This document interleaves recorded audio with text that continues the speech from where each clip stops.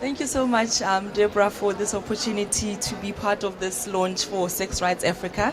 I'm very passionate about women's health, but specifically Black women's health issues and reproductive justice. And I think structural inequality persists, mainly because we're under the illusion that because we have a right to cast a vote in a democratic country, that we are no longer oppressed. What we managed to do in 1994 was change the pictures on the walls, but we've kept that very system and therefore the same violence towards the minority groups. Many Black women, lesbian people, bisexual people, disabled people, transgender people, and young women are not seeking special favors. What we have are special needs which require a special focus. It is a Black lesbian who's been killed in townships who are the victims of the corrective rape. It is a sex worker who gets condoms confiscated by the very police who are supposed to protect them. And very often it's the police who are raping the sex workers. Patriarchal, paternalistic, and very moralistic implementation of policy continues to put men at the center of health solutions and continues to put the blame on women for all the societal ills. We are not just vectors of disease as women. We are just not vectors of disease. You look at the medical male circumcision that has been a national rollout versus a rollout for abortion care services, for example. There are nowhere where women can go for post-trauma care and offer, post-prophylaxis for HIV, offer emergency contraception to avoid unwanted pregnancies from rapists. And yet many of us who are victims of rape are then further judged and stigmatized for asking for services such as an abortion. The male condom versus the female condom distribution is one of my personal favorite topics at the moment. I undertook a research in the Global Village looking for the female condom, and it's as elusive as it can get. When you do find female condoms, the ratio is about 5 to 500, and even then, they're not the latest female condoms. They're not the most comfortable of the female condoms. And there isn't any education that goes with that. So women are fearful, of course, as men were when the male condom started. But I think there was a lot more vigor in getting men educated about why there's a need for the condom, and it was improved. But with the female condom since 1992, we haven't had much movement in terms of design, in terms of what women are asking for. And I think also when it comes to activism, language itself can become a form of violence. You have transgender people who are on hormone therapy to assist them with transition. You have young women who have no business family planning or planning families. What they want is to plan for their fertility and manage their menstruation. And I think, we know about the drives for the sanitary pads and menstrual hygiene products. But what about the PMS that comes with menstruation? What about the, sometimes the debilitating cramps that come with menstruation? So it has to be a voluntary fertility management plan that goes far beyond just sanitary pads, because a lot of women cannot go to work for about a week at a time sometimes because of the syndrome that's associated with PMS. One thing again, speaking of violence, I've been in Durban now since last week Wednesday already, and being at pre-summit conferences, I've attended some report backs, some research statistics. And one thing that stood out for me as a Black woman who's a feminist is that my fellow white women refer to me as our women.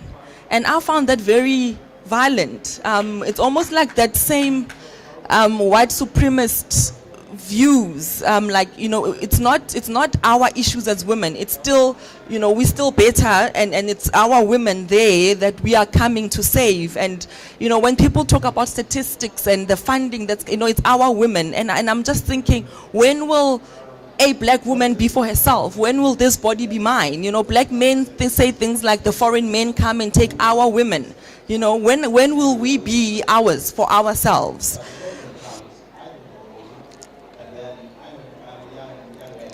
And one thing, also is the whole understanding the cultural context in which people have sex and express their sexuality. One issue for me this year is how culture, together with the law and practices such as virginity testing, impact on the girl child. A lot of us know that virginity testing in itself as a concept is flawed. It's medically flawed. There isn't such a thing in the first place. However, I appreciate as a black woman who is Sesotho, who has a form of culture, that a lot of these things were done to sort of motivate girls to delay their sexual debut. But oftentimes the delaying of sexual debut is for the benefit of men. It's for the benefit of a family name. It's for the benefit of keeping this bride price, as high as possible and remaining pure. So that isn't a form of empowerment where I'm sitting at, because we're using a medically flawed concept. We are then overreaching, in fact, by then using that to then withhold an education or a bursary from girls, because we're saying they're not virgins, when we know in KZN, the highest number of rapes are occurring in KZN. The highest number of incest, it's in KZN. The highest number of new HIV infections for girls between the ages of 15 and 24, it's in KZN. And therefore, for all these years that we've been doing this virginity testing, it hasn't worked. And then what are the societal pressures? What are the things that are then feeding the system and keeping it alive and working, And I think, I can appreciate as a medic, as a black woman, as a doctor, but as an activist as well, how all of those things intersect. And I think it's so important that when we come with solutions or even criticism, we have to take into account the socio-economic context of things, but also the cultural and often religious context. A lot of young girls are falling pregnant virgins because they practice thigh sex, ukusoma. And people are saying that's a form of safe sex, which it isn't, because it's very traumatic for girls who've maintained this purity, this virginity, to then present very late for healthcare, because they don't even think it's a possibility for them to become pregnant. Therefore, they then get kicked out of a schooling system. They have no access to abortion services. And, for example, no early childhood development centers for when they've given birth, so they can then re-enter the schooling system. So it's a whole cycle, and HIV is just more than just a disease. It's happening in context.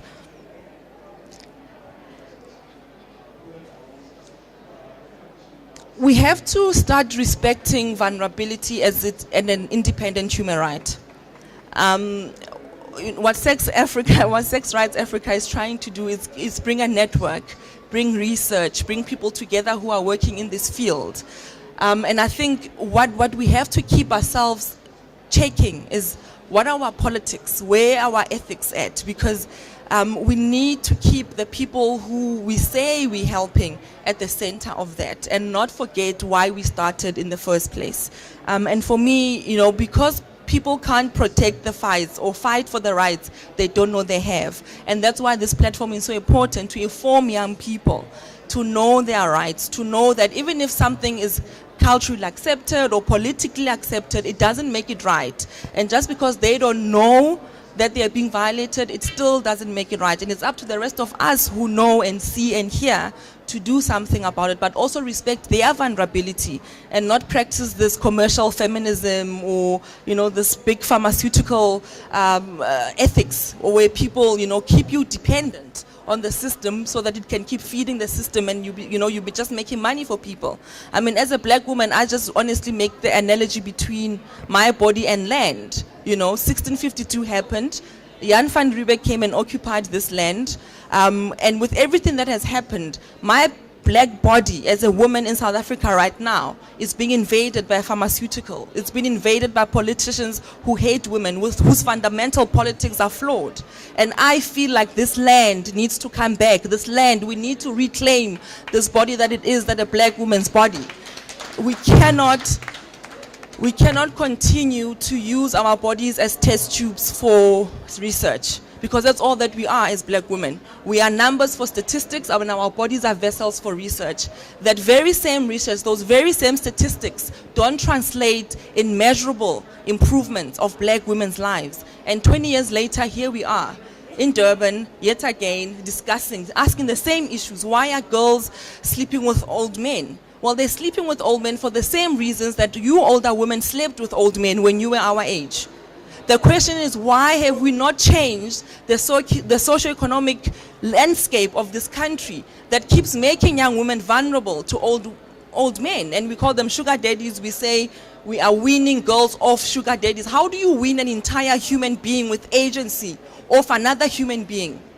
These are the same sugar daddies, the same blessers that they play golf with on Mondays. It's the same blessers that they host for whiskey nights in their homes. And they've got the decency to come and tell us that we must win off sugar daddies. Like I get a visceral reaction just talking about it. It makes me so angry.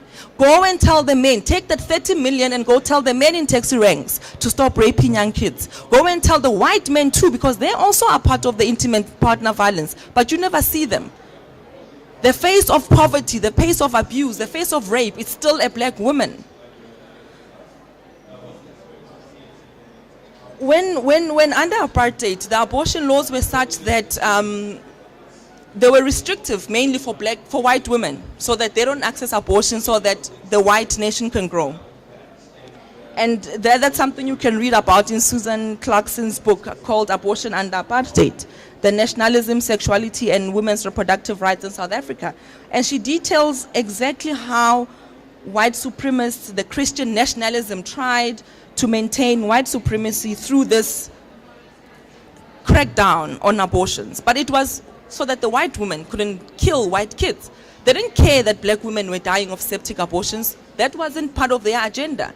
And yet 20 years later, it's still the black girl who doesn't have access to abortion. That whole thing about the system, if you don't change the system, you are just changing the face of the oppressor. The oppression is the same. Hence our revolt in 2016 is the same. Hence we have to march naked, asking for our rapists in the institutions of higher learning to be dealt with. That is the same photos of apartheid, because the system itself has not reformed. We have just walked in, changed the photos, and carried on. Albertina Sisulu, she was a health worker, and she was someone who saw the burden and the pain of black women dying of abortions. And she detailed how in rural communities, women used to neglect and dump their newborns in the fields. But this is something that was never spoken of. And she was a champion that assisted feminist social civil society organizations in parliament to pass that choice of termination of pregnancy bill. It was a highly contested bill, but the feminists won. But they only won because the women in parliament had feministic ideals. They were not patriarchal princesses. They knew where they needed help, and they sought the help from the civil society. And she argued powerfully that abortion was a better way to assist women.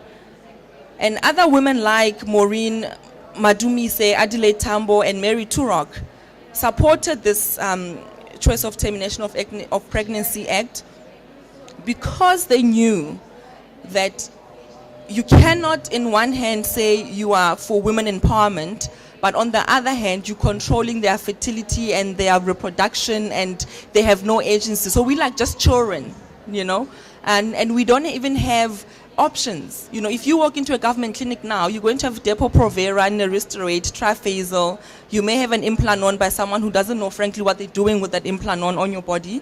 And that's it. So that's not even choice. You know, there is no choice without justice. And I think as feminism, as black women, we need to realize that, you know, just fighting for the right to choose isn't enough. We need to fight for justice, because if I choose to have a child and my job in corporate is not secure after 9 months of, you know, child rearing and giving birth, that's not justice. So how can I make a choice? There is no choice without justice. You know, if as a transgender person you decide to go through your transition and yet you are ashamed and blamed and ridiculed sometimes, and you can't access a pap smear because you're a transgender man, where is the justice then? So we can't keep fighting for choice. We have to fight for justice and the protection of that choice. Because if I choose to have an abortion and I get discriminated against, I get called names, where is the justice? There is no justice without choice. I mean, there's no choice without justice. So just in closing, one of the big things, I suppose the big themes, is that we need to assist young girls with the transition between children into adulthood. And that's where a lot of women get most of the trauma, most rapes happen in that period. And then they become women who are wounded, who themselves have to raise well children. How do we expect that to happen if the women themselves have nowhere to go, have no one who's got their back? And we need to realize that it goes just beyond words on paper. We have to change the systems that truly liberate and empower women. One of the principles of medicine is advocacy, and this is why I do what I do. Many of you may wonder, why this? And I think as a young intern in Gauteng, I had to treat and manage newborns, 6-month-olds, old women, young women who've been victims of rape. And I had nowhere to go, and I was traumatized, and I was affected by all of that. And I couldn't continue in that system because I myself was violent towards them, because I was in a system that was violent. I was a tool of violence to kids who are coming, to women who are coming, when there's no shelter for them to go. And I had to go, but that energy had to be directed somewhere else. And hence the partnership with Sex Rights Africa for me is one of the most important things, because we have to share this load. We cannot do it alone.